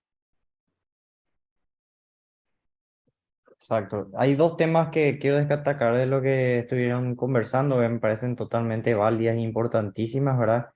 Eh, lo que acabas de decir, el coach es el que más le conoce al competidor. Entonces hay una gran responsabilidad también de nosotros o de todos los coaches de ver esto, ¿verdad? Porque muchas veces, así mismo, si estamos en un campeonato mundial, estamos ya para ir a podio y tomar la decisión de, mira, ¿sabes qué? Que te evalúen, no es que vos vas a tomar la decisión de sacarlo, pero que te evalúen bien porque yo no te veo bien, ¿verdad? Entonces, tener también esta conciencia porque es algo que, como digo, en un primer momento puede ser algo insignificante, pero después puede ser bastante grave si es que no se toma conciencia, ¿verdad? Y otra cosa que me pareció importantísimo es también lo que dijeron, ¿verdad? Muchas veces en los torneos de menor envergadura se pide la contención médica, pero asimismo no tienen idea de los reglamentos ni nada, entonces no saben qué hacer. Entonces tener también estas reuniones previas, así como se hace con todos los umpires, se hace con los coaches, ¿verdad? Hacer también con el equipo médico que va a estar, por lo menos una reunión de 30 minutos, una hora, de explicarle más o menos cómo se maneja, ¿verdad? Para que ellos estén preparados a tomar esa decisión en el momento, que no le tomen de sorpresa y no sepan tampoco qué hacer, ¿verdad? Te hago una pregunta, porque en el tema de la recuperación, lo último que yo había escuchado es que normalmente cuando hay una conmoción cerebral no debería haber actividad física por 3 semanas. Eso es algo de lo que por lo menos escuché en las últimas veces y en este nuevo movimiento que hay para tomar más conciencia de la conmoción cerebral. Entonces el tiempo no debería ser tanto, es un poco menor. Bueno, no, los tiempos que yo di fueron tiempos mínimos, ¿verdad? Ok. 48 a 72 horas es reposo total. Sí. Luego puede empezar la actividad gradual una vez que no tenga el paciente ningún tipo de síntoma. Ya ya no tenga ningún tipo de dolor, no tenga ningún tipo de molestia, nada. Ahí puede empezar algo progresivo. Si empieza a tener molestia, otra vez se baja, se hace los estudios y se va viendo. A la una semana la persona ya al tercer día no tuvo ningún síntoma, fue en forma gradual, se fue viendo y tuvo ya el alta médica, puede continuar en adultos, en niños y adolescentes 2 semanas. Pero ¿Verdad? Y ¿puede esto, hacer a taekwondo una actividad de contacto en ese sí puede plazo ser, o necesita un poco sí, más? puede ser cualquier tipo de actividad siempre y cuando cumpla esto, que no tenga ningún síntoma, ya esté bien, puede otra vez entrar a la competencia a la semana, ¿verdad? Ok. Esos son tiempos mínimos, pero esto puede irse mucho más, ¿verdad? A veces lo que la mayoría suele quedar son con o dolores de cabeza o mareos, y entonces a veces esto se tiene que prolongar mucho más. Ok. Doc, Pablo Sí, Blanco. Bueno, lógicamente en esos casos que por ahí la persona remite alguna dolencia, algún mareo o algo, y me imagino lógicamente pedirle algún estudio, o sea, previo a retomar las actividades, sí, porque son cosas que, a ver, yo digo, lo bueno del curso que estamos aprendiendo también y fomentando, difundiendo esto de tomar conciencia en determinadas cuestiones que en otras épocas quizás uno seguía adelante y, claro. y no le daba bolilla, ¿no? Entonces, ojo con eso, porque puede ser que la conmoción cerebral sucedió algo que requiere un estudio para quedarnos más tranquilos, ¿no? De que, a ver, no arranque otra vez con la actividad física y que ya pase a mayores. Eso sí, Totalmente. estaría bueno No, aclararlo. totalmente. Si la persona continúa con, o si perdió el conocimiento, Sí, es mandativo una imagen, claro. ¿verdad? Si hubo pérdida de conocimiento, se tiene que hacer una imagen, ¿verdad? Son muy casos. Por eso esta lámina que ahora le estoy mostrando, ¿verdad? Justamente saqué de algo que es bastante, que es de la Unión de Rugby, ¿verdad? Entonces, Ujú. que es un deporte de mucho contacto, de mucho golpe también, ¿verdad? Que tiene muy bien estandarizado la parte de conmoción cerebral, esto y evidentemente en Estados Unidos lo que es el fútbol americano, ¿verdad? Que tienen prácticamente el mismo sistema de evaluación, pero inclusive los del rugby son mucho más puntuales, toman estas medidas, ¿verdad? Por supuesto que esto puede variar de asociación a asociación, pero como digo, el tiempo mínimo va a ser una semana para adultos y acá en el caso le pongo, ¿verdad? De niños y adolescentes, ¿verdad? Va a ser de 2 semanas.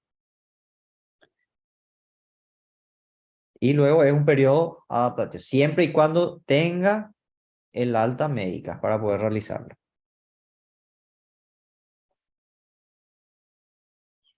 Pero la conmoción cerebral es una lesión cerebral. Todas las conmociones cerebrales son categorizadas como graves, ¿verdad? Porque pueden llegar a un estado de gravedad. Entonces por eso es que el que tuvo una conmoción cerebral no puede continuar la actividad deportiva. Y vuelvo a repetir, no necesariamente tiene que haber pérdida del conocimiento, ¿verdad? Entonces hay que estar muy atento a estos síntomas. Y también nosotros como coach, porque estos síntomas se pueden dar en horas o hasta inclusive días posterior. Entonces, si tuvo un golpe fuerte, evaluar, ver, sobre todo las primeras 24 horas son fundamentales, ¿verdad? Si van con los familiares, hablar con los padres, hablar con el hermano, con la persona que vive, ¿verdad? Que hay que controlarle, ver cómo está, si es que tiene alguno de estos síntomas, que consulte rápidamente, ¿verdad? Entonces, tener en cuenta todas estas cosas, ¿verdad? ¿Alguna pregunta más con conmoción cerebral?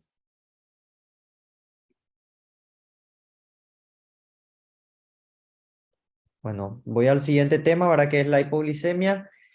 Esto es algo que generalmente se va a ver si nosotros tenemos algún competidor o alumno diabético, ¿verdad? Que se aplica insulina, ¿verdad? Donde puede ser que se haya aplicado una dosis de más o puede ser que haya ido bien, entonces puede generar bajas de azúcar. Estas bajas de azúcar, ¿verdad? Pueden generar síntomas, ¿verdad? Como mareos, sensación de fatiga, palpitaciones, confusión, irritabilidad, cambios conductuales, temblores, sudoración, hasta inclusive una alteración de la conciencia. Puede llegar hasta un coma por el azúcar baja, ¿verdad? Hasta convulsionar inclusive por el azúcar baja. Entonces, el primer punto importante que yo tengo que saber es, ¿yo tengo algún alumno que tenga diabetes, que se coloca insulina? Y si lo tengo, hablar bien con los familiares porque hay cosas que tenemos que tener en cuenta. El alumno siempre tiene que venir con su controlador de azúcar, ¿verdad? Con el controlador que se pincha el dedo para saber cuál es, eso tiene que tenerlo. Tiene que tener algún alimento para poder subir el azúcar si es que es necesario. Y debería de tener también, ahora le voy a explicar, es un inyectable, así como hay un inyectable para insulina, hay un inyectable que se llama glucagón para levantar el azúcar. Cuando la persona tiene síntomas de hipoglicemia, muchas veces hasta el paciente que tanto se conoce dice mi azúcar está baja porque tengo esto y estos síntomas, ya bastante bien se conocen, pero de todas maneras nosotros si tenemos un paciente diabético tengo que estar atento a estas cosas, ¿verdad? Un cambio de conducta, o le vemos sudoroso, evidentemente con la actividad deportiva uno suda, ¿verdad? Pero generalmente se torna un poco pálido, ¿verdad? Es un poco diferente, ¿verdad? Está un poquito más agitado de lo habitual. Hay que tener cuidado con estos pacientes, entonces, con estos alumnos, y si es que hay dudas, tomarle, que se tome, porque ellos mismos saben tomar, ¿verdad? Pero sería bueno también saber nosotros cómo tomarlo y tomar cuál es su nivel de azúcar en ese momento. Porque la hipoglicemia se mide por valor, pero también por síntomas, ¿verdad? Porque los valores pueden variar entre persona a persona. Se toma como un valor menor a 70 hoy día como hipoglicemia, ¿verdad? Pero hay personas que con 75 ya tienen síntomas, ¿verdad? Entonces, los síntomas mandan y si no hay síntomas, el valor nos puede llegar a confirmar. Si nosotros tenemos síntomas o valores, nosotros podemos utilizar la regla de los 15, se llama. Es suministrar 15 gramos de glucosa, esperar 15 minutos, volver a tomar y tendría que subir en 15 el valor. O sea, si tenía 60, tendría que ir a 75. Si tenía 70, tendría que ir a 85 aproximadamente, ¿verdad? Más o menos 1 o 2. ¿Cuántos son 15 gramos de glucosa? Bueno, eso es un poquito difícil de saber, pero por eso el alumno ya debería tener, hay unos caramelos que tienen específicamente 15 gramos, hay unos efervescentes, o puede ser bebidas azucaradas, ¿verdad? Como por ejemplo ser disculpa por la marca, ¿verdad? Pero lo dije, ¿verdad? Una Coca-Cola, ¿verdad? Pero con azúcar, podría ser algo de eso, ¿verdad? Tiene que ser un azúcar de absorción rápida. Entonces nosotros en estas personas que están conscientes le damos 15 gramos de azúcar. O también viene, cierto, eso me olvidé de decirle, los geles. Hay unos geles, ¿verdad? Que tienen, estos se compran en la farmacia y debería de tener el alumno por lo menos uno, ¿verdad? Idealmente 2 o 3, pero por lo menos uno para estos momentos. Ahora, ¿qué pasa si es que llegamos a un extremo? El alumno no nos dimos cuenta, si estaba ya con hipoglicemia, siguió entrenando, no consumió nada, puede llegar a perder el conocimiento. Al perder el conocimiento, nosotros tenemos que actuar un poco más, aparte de pedir ambulancia y todo lo demás. Lo único porque no le podemos dar nada por boca, porque lo único que podemos conseguir con eso es que el paciente se ahogue con lo que nosotros le damos, ¿verdad? Muchas veces escuché que le tiran azúcar en la boca o le dan algún tipo de miel le ponen en la boca, ¿verdad? Poco y nada es lo que se va a absorber de esa manera. En ese caso se tiene que hacer por vía endovenosa o por vía subcutánea, ¿verdad? Que es un inyectable o intramuscular, ¿verdad? Que se coloca igual que una insulina y que es el glucagón. En pocas palabras, un alumno diabético debería de tener como mínimo su gel o caramelo de glucosa y idealmente debería de tener también la jeringa de glucagón, ¿verdad? Para poder, en algún caso de urgencia, poder realizar esto, porque muchas veces este glucagón ni siquiera las ambulancias tienen. Entonces, por más que nosotros no sepamos cómo aplicar, al llegar a la ambulancia, si tiene el equipo, ellos mismos le van a poder aplicar. ¿Alguna pregunta sobre esto?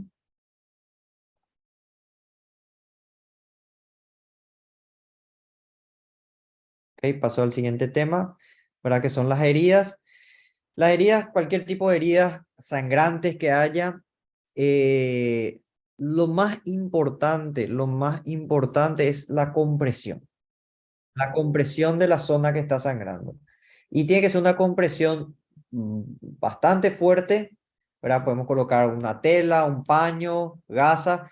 Si es que no hay mucho sangrado, no es un sangrado así muy llamativo, podemos limpiar primero la herida, así como se ve acá en la imagen, con agua, que nada de raspar la herida, nada de hacer eso, solamente dejar que el agua fluya, corra y por arrastre saque si es que haya un tipo de suciedad. Después se limpiará mejor la herida en el sistema hospitalario, ¿verdad? Y colocar una gasa o una toalla o lo que sea y apretar. ¿Cuánto apretar? Apretar fuerte y no soltar mínimamente por 10 minutos. Todo lo que presionemos menos de 10 minutos no tiene mucho valor. A veces apretamos, nos quedamos 1 o 2 minutos y sacamos para ver si sigue sangrando, ¿verdad? Y de repente paró, pero a veces cuando es un poquito grande, vuelve otra vez a sangrar. Y estamos así cada 2 o 3 minutos, estamos viendo si sigue sangrando. Es 10 minutos, apretamos y dejamos ahí. Realmente, si uno cuando empieza a presionar esto y empieza a contabilizar los 10 minutos, realmente parece una eternidad, pero hay que hacerlo 10 minutos. El siguiente paso, si a pesar de eso sigue sangrando, sería presionar una de las arterias, pero eso ya tendríamos que tener conocimiento de dónde están las arterias. En el brazo está en la parte interna, en el muslo está en la zona de la ingle, ¿verdad? Así que es algo de sangrado de piernas inferiores, pero generalmente en el 90% de los casos con la presión de la zona ya va a ser suficiente. Y por último se hace el torniquete que no está recomendado hoy día, al menos que sea estrictamente necesario, porque esto puede llevar a la pérdida del miembro de la persona. Entonces ya son medidas totalmente ya de última. Lo que además hay que hacer es poner algún trapo, gasa, toalla, lo que sea, y presionar fuerte y llevar a un centro asistencial, sobre todo si sangra mucho. A veces son heridas chicas y bueno, se presiona 10 minutos, se saca y está, ¿verdad?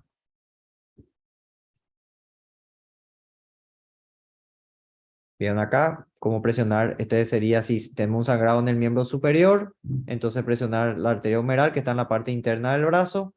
Si tenemos en la zona de la pierna, presionar en la parte femoral. Pero hay que tener un poquito de conocimiento para esto. La parte más importante es la presión de la zona que está sangrando. ¿Alguna pregunta de esto?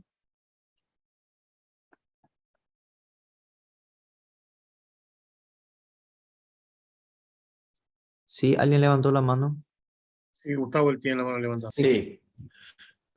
Pregunto, en este caso supongo que debe ser mucho más técnica el tipo de presión, pero así de manera general como para evitar la hemorragia. ¿Se utiliza la yema de los dedos? ¿Qué tipo de presión se ejerce en la arteria como para cortar el sangrado? Realmente no hay generalmente tratamos de utilizar una superficie un poquito amplia, ¿verdad?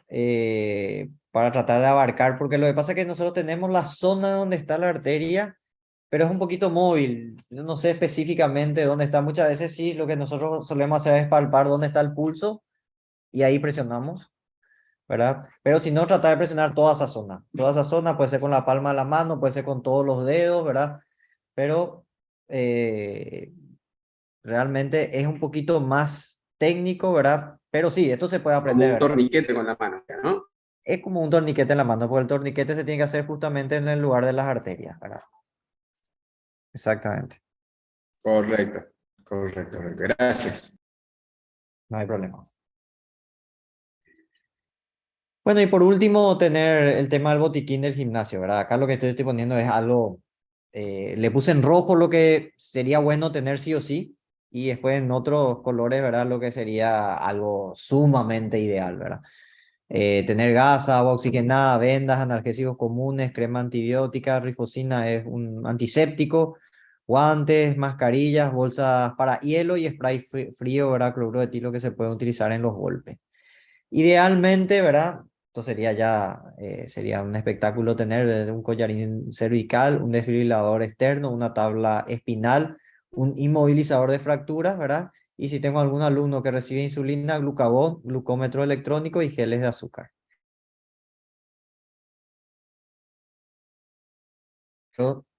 Bueno, esto sería lo completo que se podrá. ¿Hay más cosas? Sí, hay más cosas, pero bueno, quise más o menos resumir lo que deberíamos tratar de tener. Acá, evidentemente, el que más pesa entre todos es tener un DEA. Como ya vimos, es demasiado poco el tiempo que nosotros tenemos, ¿verdad? Para que sea efectivo el uso del desfibrilador y si no lo tenemos ahí cerca, es prácticamente difícil que tengamos un éxito en un paro cardíaco.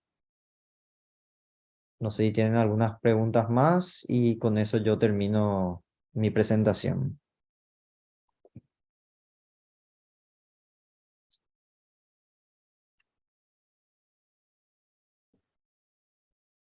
Podría hacer una pregunta.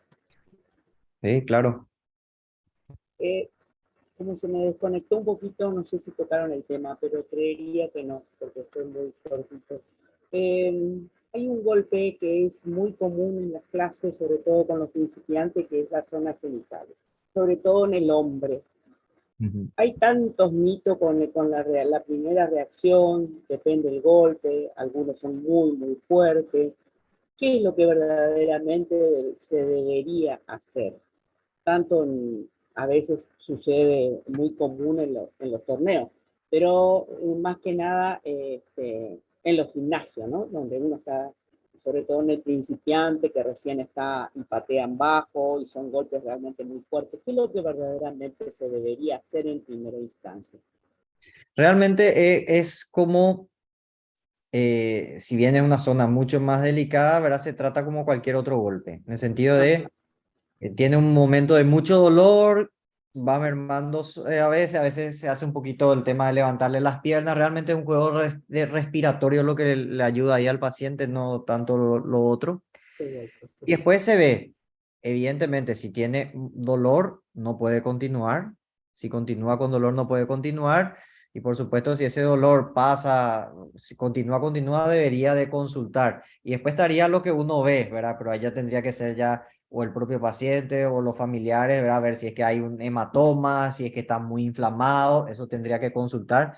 Pero el síntoma más preocupante y que más hay que tener en cuenta es que continúe el dolor, ¿verdad? Eso sí es de consulta en el momento, ¿verdad? Va a tener su momento de dolor, 5, 10, 15, 20 minutos, pero después de eso debería de poder estar bien, ¿verdad? Si no fue algo un poco más importante, si ya no se generó un hematoma o algo por el estilo, ¿verdad? ¿Y es conveniente en ese caso de que diga que ya le pasó el dolor, que siga entrenando o por ¿Está sin precaución dolor? es preferible? Si está sin dolor, puede seguir entrenando. Puede ser. Ok. Perfecto. Gracias, doctor. Cuando quiera. Si hay alguien más. Gustavo, está la mano levantada, no sé si quedó o si quería hacer una consulta. No, quiero hacer una preguntita más que me surgió una duda después. En el caso del desfibrilador automático, ¿se puede usar en niños también? No, no le escuché, entrecortado, ¿sabes? Y se Perdón, mi puede conexión utilizar no es el buena. desfibrilador automático en niños, en infantiles. Exacto. En niños, sí, sí, claro. Bueno, los desfibriladores en niños, hay la mayoría, si yo tengo un grupo de niños, lo que cambia es el tamaño del parche, ¿verdad? Se coloca un parche más pequeño. Ahora, yo no tengo el parche más pequeño, yo tengo un solo parche, le coloco igual que el del adulto y se tira la misma descarga que el del adulto. Entonces, no pasa nada. O sea, generalmente la descarga del niño suele ser un poquito menor, pero en el caso de que no haya, se tira la mayor descarga y eso lo va a decidir el aparato. Si tengo parches de niño o el aparato tiene función de niño, lo coloco, pero si no, utilizo el de adulto. Ni un problema. Bueno, ¿no quedan más preguntas? ¿Alguna? ¿Que haya quedado algo? En realidad es un tema muy interesante y como dice el doctor, esto lleva tiempo de estudiar un poquito y practicar sobre todo, así que muchas gracias, doctor, porque la verdad que es un tema muy importante aparte. Muchas gracias. No, yo soy el agradecido, ¿verdad? Por la invitación. Realmente muy contento de estar acá y me gusta hacer este tipo de cosas porque realmente el conocer y saber nos va a llevar a cometer menos errores y ayudar a nuestros alumnos, ¿verdad? Que es lo que todos queremos. Bueno, doctor, muchas gracias por su tiempo y bueno, por la exposición. Y bueno, yo quería hacerle una pregunta. Nosotros somos un grupo de acá de instructores, maestros que están presentes acá, del cual yo dirijo, que es el comité de coach para FETRA. Y la pregunta es si usted cree todos los coaches tendrían que tener los cursos esto hecho y saber conocer en profundidad esto para trabajar, ¿no? Para estar en un torneo, en cualquier ámbito, o lo dejamos que lo resuelvan los médicos.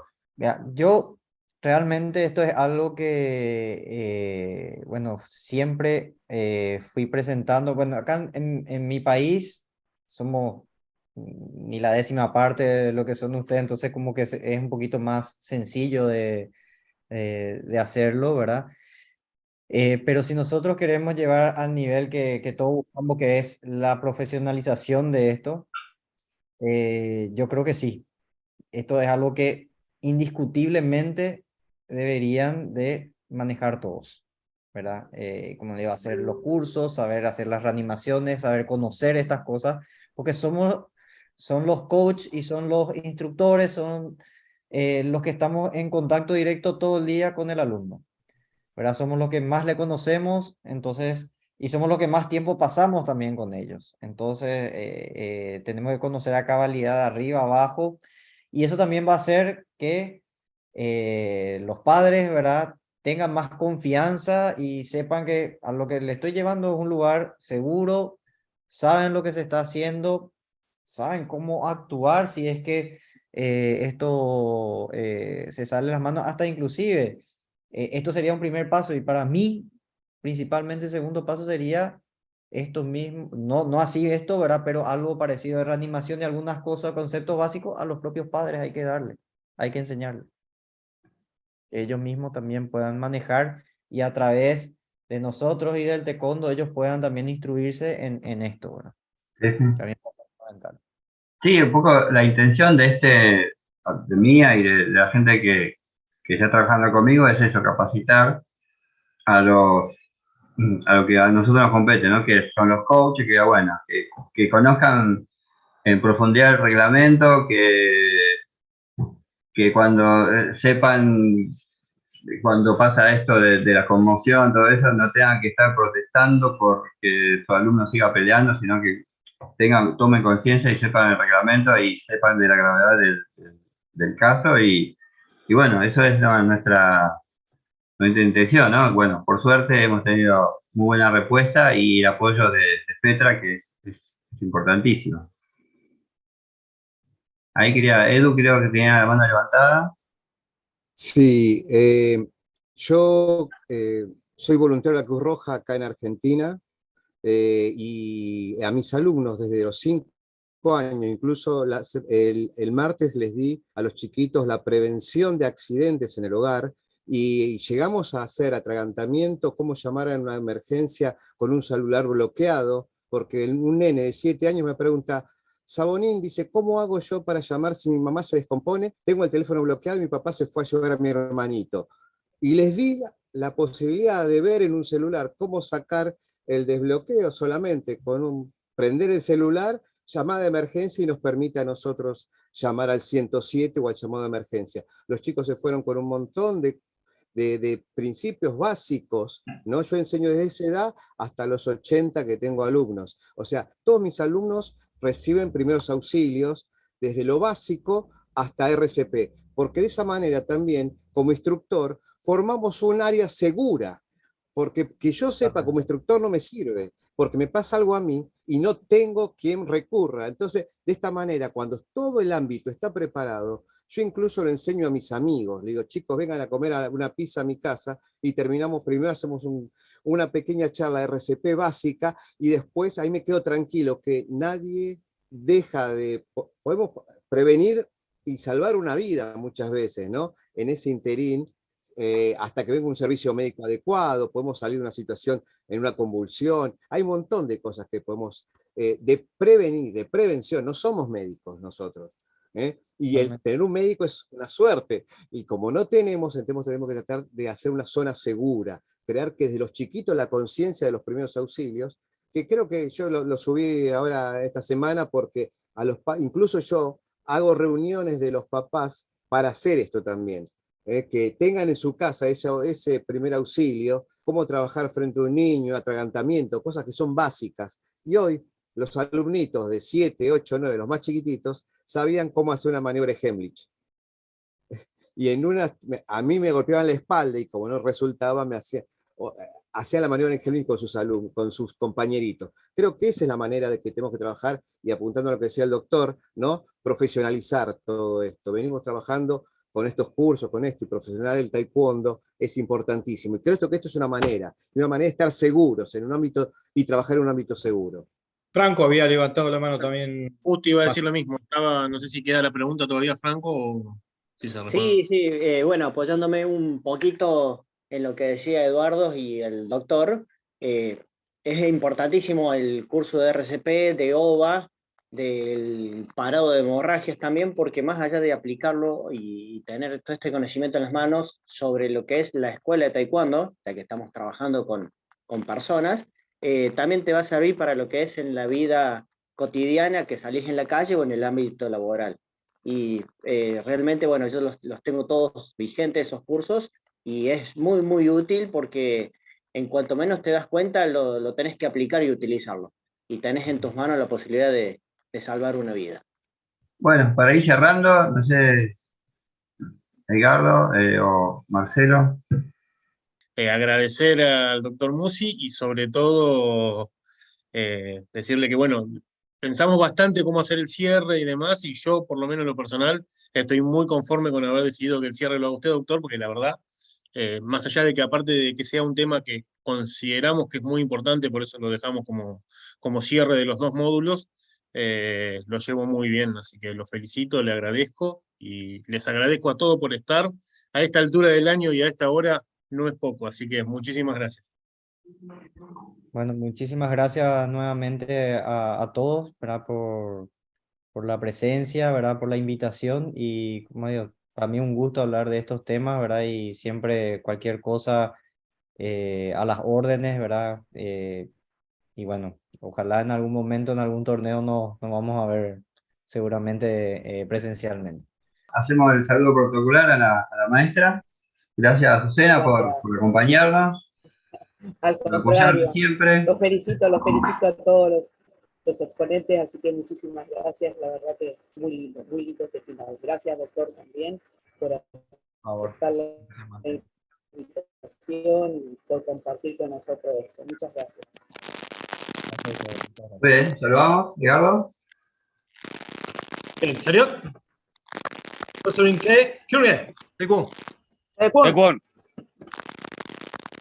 Muchas gracias a todos. Feliz año. Feliz año para todos. Felicidades a todos. Felicidades. Muy feliz año para todos. Feliz año. Feliz año, muchísimas gracias. Muchas gracias, feliz año para todos. Feliz año, muchas gracias, saludos. Feliz año, Máster. Feliz año a todos. Gran Máster. Chao, Florencia. Gracias. Felicidades. Gracias.